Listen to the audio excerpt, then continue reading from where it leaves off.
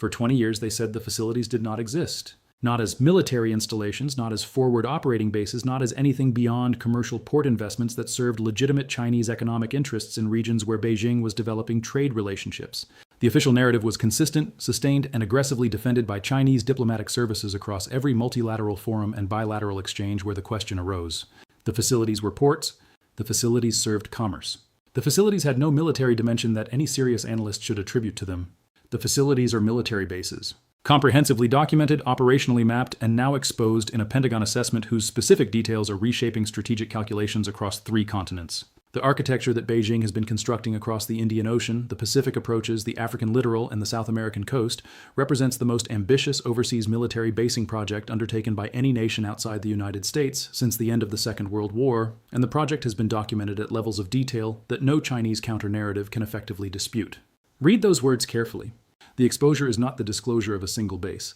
The exposure is not the revelation of any single Chinese deployment. The exposure is the comprehensive mapping of an integrated overseas basing architecture whose individual components Beijing has consistently characterized as commercial, civilian, or routine, but whose integration into operational military infrastructure has now been documented through intelligence collection that the Chinese system cannot effectively counter. The map exists. The map is in American hands. The map is being shared selectively with allies whose security calculations depend on understanding what the architecture actually represents. Stay with this because what just happened in the strategic assessment of Chinese global positioning is the single most consequential intelligence disclosure of the past decade regarding the People's Republic, and the full implications have not yet been processed by any government that needs to understand them.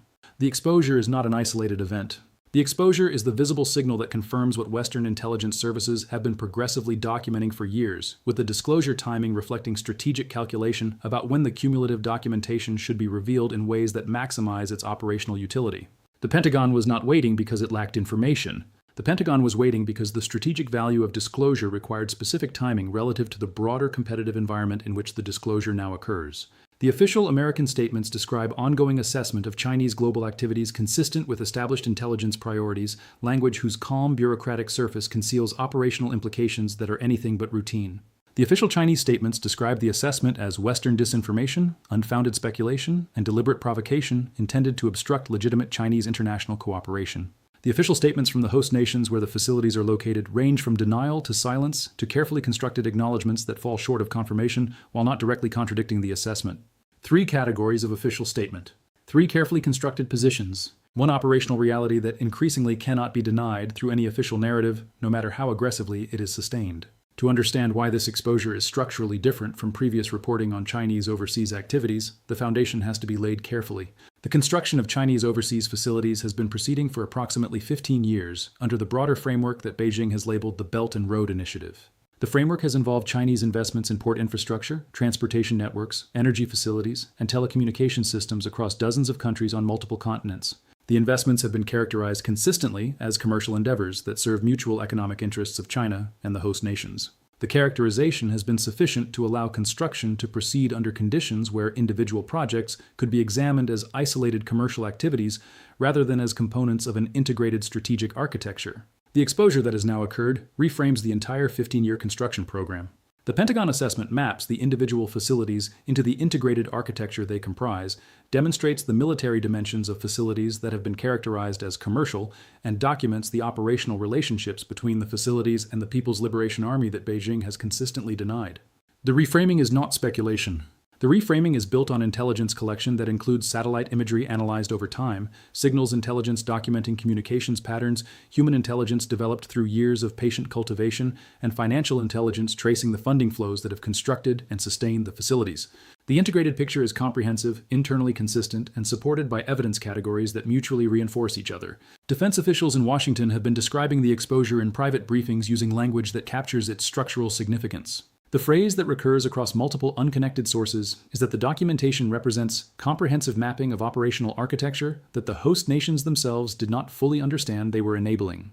That phrasing reveals an important dimension of what has been exposed. The host nations have, in many cases, agreed to facilities whose specific military characteristics they were not informed about, whose operational implications they were not equipped to assess, and whose long-term strategic consequences they did not adequately negotiate before construction proceeded. The exposure is therefore not only about Chinese activities, but about the asymmetric information environment in which Chinese investments have proceeded with host nation governments operating under disadvantage that the Pentagon assessment now corrects.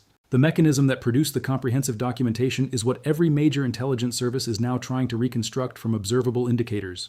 The reconstruction is happening in analytical workshops across multiple capitals, in strategic planning organizations that must now incorporate the documented architecture into their assessments, and in real-time policy adjustments whose effects are already visible in observable diplomatic behavior toward Beijing and toward the host nations. The reconstructions are converging on a model that has implications reaching across the entire architecture of Chinese global influence operations. Here is what the convergent analysis indicates. The documentation was developed through an integrated intelligence collection effort operating across multiple disciplines over approximately a decade. The satellite imagery component is the most publicly recognizable, but represents only one element of the broader collection. Commercial satellite providers and government intelligence satellites have produced continuous imagery of the facilities throughout their construction and operational use, with analysis that has identified military signatures including specific construction patterns, security arrangements, equipment deployments, and operational rhythms that distinguish military facilities from genuinely commercial ports. The imagery has been analyzed not as isolated snapshots, but as temporal sequences that reveal the developmental trajectory of each facility and the operational use patterns once construction was complete. The signals intelligence component reaches into the communications patterns associated with the facilities and with the broader Chinese command structure that operates them. The signals analysis has identified communications relationships between the facilities and Chinese military command nodes that would not exist if the facilities were genuinely commercial. The patterns include encrypted communications channels, communications timing aligned with Chinese military operational cycles, and personnel rotations between facility staff and identifiable Chinese military units. The signals analysis cannot be effectively countered by Chinese operational security improvements at this point, because the historical record of communications patterns is preserved in collection archives that document the relationships even if future communications are conducted with improved security practices. The human intelligence component has been developed through extensive cultivation of sources in host nations, in commercial entities involved in facility construction and operation, and in international organizations that have visibility into elements of the broader architecture. The sources have provided information about Chinese personnel deployments, Chinese operational practices, and Chinese strategic communications that the satellite and signals collection could not independently develop. The human intelligence is particularly valuable because it reaches into the strategic intent behind specific facility decisions, which the technical collection can document operationally but cannot fully interpret without insider context. The cultivation has been patient, sustained, and conducted under conditions that have allowed substantial reporting to be developed without exposing the sources to Chinese counterintelligence. The financial intelligence component traces the funding flows that have constructed and sustained the facilities across their development. The flows have been routed through multiple intermediary entities, specifically designed to obscure the connections between Chinese state actors and the facility construction. The financial intelligence has comprehensively mapped these intermediary structures, identified the ultimate beneficial owners, and documented the financial relationships that connect the facilities to Chinese state strategic objectives rather than to commercial profit motives that would characterize genuine private investment. The financial mapping is itself significant because it demonstrates that the facilities cannot be effectively defended as commercial, regardless of how their physical infrastructure is characterized, because the funding architecture is inherently incompatible with commercial operation. Now look at what this means for every other actor in the global strategic environment, because the implications cascade outward in ways that are reshaping calculations from Tokyo to Canberra to New Delhi to capitals across the Indo-Pacific theater and beyond. The Japanese government is engaged in strategic deliberations whose conclusions will shape Japanese defense and diplomatic positioning for the coming decade. The documented Chinese basing architecture extends across regions where Japanese commercial and security interests are substantial, including the Indian Ocean approaches that Japanese energy imports must transit and the Pacific waters that Japanese naval forces must be able to operate in for any contingency. The Japanese response is being calibrated through coordinated planning with American partners and through accelerated bilateral arrangements with regional partners whose own assessments of the Chinese architecture align with the documented intelligence picture. The Australian government is conducting comprehensive reassessments of regional security architecture that incorporate the documented Chinese basing into strategic planning that had previously been operating under assumptions about Chinese intentions that the assessment now demonstrates were inadequate. Canberra has been increasing defense spending, deepening alliance arrangements with the United States and the United Kingdom through the AUKUS framework, and quietly building regional partnerships with countries across the Pacific that share concerns about Chinese basing developments. The reassessment is producing accelerated decisions in defense procurement, basing access agreements, and intelligence sharing arrangements that the documented exposure has made politically feasible in ways they were not previously. The Indian government is in a particularly complex position because the documented Chinese basing architecture has substantial Indian Ocean components that directly affect Indian strategic interests. New Delhi has been pursuing its own naval development and regional positioning to counter Chinese influence in waters that India has historically considered within its sphere of legitimate strategic interest. The documented exposure provides Indian planners with intelligence picture that supports policy positions that had previously been constrained by intelligence uncertainty about the specific Chinese intentions. The Indian response includes accelerated naval procurement, deepened intelligence cooperation with American and other partners, and diplomatic positioning across the Indian Ocean region that seeks to constrain Chinese basing options without provoking confrontation that India is not prepared to fully sustain. The host nation governments where the facilities are located are in the most uncomfortable positions of any external actors. The governments have been operating under conditions where Chinese investments have provided substantial economic benefits, but where the strategic implications of the investments were not fully transparent to the governments themselves. The exposure forces these governments to confront questions about what they have agreed to, what consequences they face from the Chinese relationship, and what alternatives they have for managing the situation now that the documented military character of the facilities cannot be effectively denied. The host governments range across multiple categories of response, with some moving toward distance from the Chinese facilities, others doubling down on the Chinese relationship despite the exposure, and still others pursuing complex positioning that attempts to maintain commercial benefits while limiting strategic exposure. The Russian government is conducting its own assessment that reflects the complex Russian relationship with Chinese strategic positioning. Moscow has been coordinating with Beijing on multiple strategic dimensions, with the partnership providing benefits to both sides across diplomatic, economic, and military relationships. The documented Chinese basing architecture creates complications for Russian positioning because Russia has its own ambitions in some of the regions where Chinese facilities have been documented, and the exposure raises questions about whether Russian and Chinese interests in those regions are actually aligned or are in latent competition that the partnership has been managing through deliberate ambiguity that the exposure now makes more difficult to sustain. The European Union is engaged in coordinated reassessment of European positioning toward Chinese investments globally, with implications that extend beyond the specific military facilities, documented to the broader question of how European governments should evaluate Chinese investments in European critical infrastructure, European defense industrial base, and European technology sectors.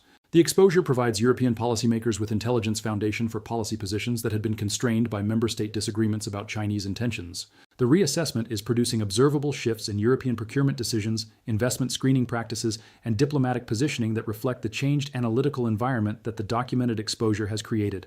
The man who personally bears strategic responsibility for the documented Chinese basing architecture has not been visible in the public diplomatic exchanges that have followed the exposure.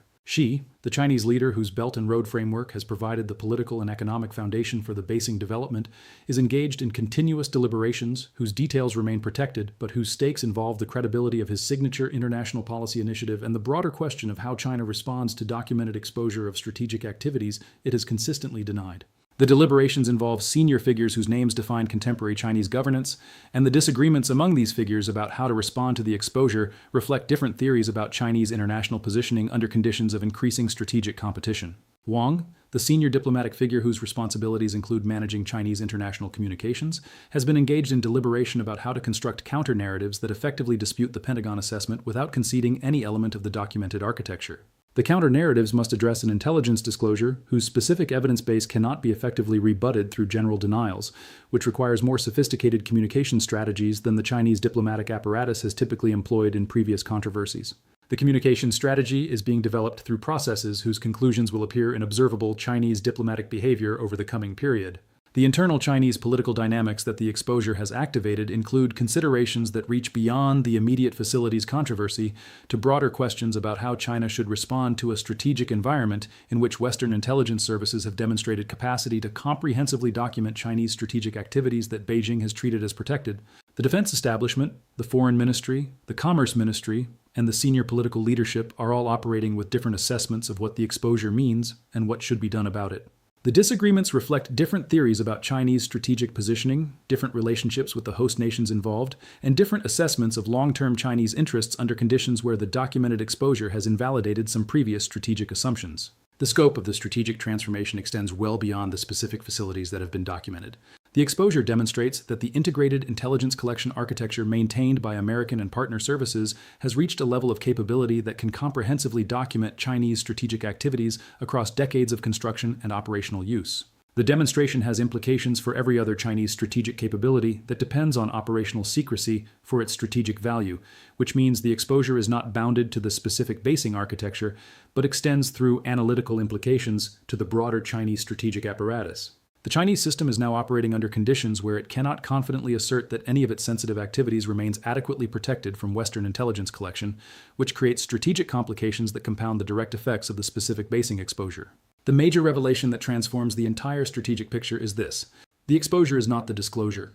The exposure is the visible signal that activates a much larger strategic architecture whose actual purpose extends beyond the documentation of the specific facilities themselves. Defense sources are converging on an assessment that the timing and specific framing of the exposure is intended to communicate to the Chinese leadership that the integrated Western intelligence collection architecture has reached operational maturity across multiple capability domains simultaneously, and that future Chinese decisions must proceed under the assumption that adversary intelligence services possess decisive analytical advantage across the full scope of Chinese strategic activities. The exposure is not the cost imposed. The exposure is the proof of the comprehensive leverage held. And the leverage held extends to categories of Chinese strategic activity that have nothing direct to do with the basing facilities, but that the Chinese system has equally treated as protected from external visibility. The strategic transformation is therefore not bounded by the specific exposure. The transformation reaches into every Chinese decision that depends on the assumption of operational secrecy, which is most of the decisions that define contemporary Chinese strategic posture. What this means in practical terms is that China is now operating, whether explicitly or implicitly, under conditions where its adversaries have demonstrated comprehensive analytical advantage. Every option China considers must be evaluated against the documented capabilities of adversary intelligence services to monitor Chinese activities across multiple domains. Every initiative China launches must be assessed against the probability that the initiative will be documented and disclosed at strategically inconvenient moments. Every relationship China builds must be considered against the question of whether the relationship can survive the kind of exposure that the documented basing architecture has now experienced. The American leadership understands these implications completely. The strategic decisions being made in Washington concern not whether to exploit the demonstrated analytical advantage, but how to convert demonstrated advantage into permanent strategic gains across the relationships and regions that the documented Chinese basing architecture has revealed. The conversion involves diplomatic engagement with host nations whose Chinese relationships have been complicated by the exposure, security cooperation with partners whose own positioning is recalibrating in response to the documented architecture, and broader strategic positioning that uses the demonstrated intelligence capability as leverage in competitive engagements across multiple dimensions of the strategic relationship with Beijing. The final complication that no government has yet figured out how to address is the question of what happens when the host nations, where the facilities are located, develop their own responses to the documented exposure. The host nations have options that range from accepting the documented characterization and adjusting their Chinese relationships accordingly, through challenging the documented characterization while maintaining the existing relationships, through pursuing complex positioning that seeks to extract additional concessions from both China and the Western powers in response to the exposure. The specific responses that host nations adopt will significantly shape the operational consequences of the exposure because the facilities cannot continue to function effectively if the host nations withdraw operational support regardless of how the underlying Chinese strategic intent is characterized. The most honest analytical position available right now reads as follows. The exposure represents an intelligence disclosure that comprehensively documents Chinese overseas basing architecture that Beijing has consistently denied. The exposure has not eliminated the documented capability, but has fundamentally transformed the strategic environment in which the capability operates. The Western architecture possesses analytical leverage that may or may not be successfully converted into strategic outcomes depending on choices being made now in deliberations whose specific conclusions are not yet determined. The Chinese system is engaged in continuous internal deliberations about how to respond, with disagreements among the responsible factions reflecting different theories about Chinese strategic positioning under conditions of demonstrated intelligence disadvantage. The clock that began running when the exposure was first comprehensively documented is still running. The Chinese system is racing to develop responses that preserve the operational utility of the documented facilities while managing the diplomatic and strategic consequences of their exposure. The American architecture is calibrating how to convert demonstrated analytical advantage into achieved strategic gains before the advantage depreciates through factors including changing Chinese practices and natural intelligence cycle dynamics. The host nations are recalibrating their positioning before the recalibration is forced by events they cannot fully control. The regional partners are reassessing their relationships before the reassessment becomes politically costly to acknowledge. Every actor is operating under time pressure. Every actor is operating with incomplete information. Every actor is making decisions that will commit them to consequences they cannot fully anticipate.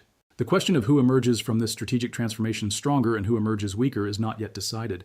The decisions being made in Beijing, in Washington, in the capitals of host nations across multiple continents, in regional capitals across the Indo-Pacific, are happening simultaneously, in rooms whose deliberations are not visible to any single observer, with consequences that will only become apparent through the cascade of events that the decisions trigger. The world that exists after this transformation completes will be structurally different from the world that existed before, but the specific shape of the new world depends on choices that have not yet been completed. What is certain is that the integrated overseas basing architecture of the People's Republic of China, the structural project that has consumed enormous Chinese national resources, that has shaped Chinese international positioning for 15 years, that has been characterized through official communications as commercial cooperation rather than strategic positioning, has been comprehensively documented at levels of detail that no Chinese counter-narrative can effectively dispute.